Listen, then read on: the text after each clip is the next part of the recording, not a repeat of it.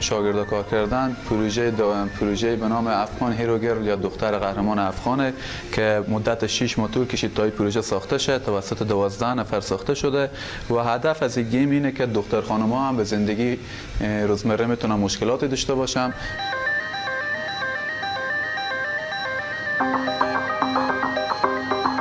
ما تا به این حال 1.5 سال هست که تحصیل میکنیم در این مکتب و همچنان گیم های جدیدی ساختیم که بیشتر از 25 تا گیم ساختیم و برای ساخت گیم ها تلاش زیادی کردیم.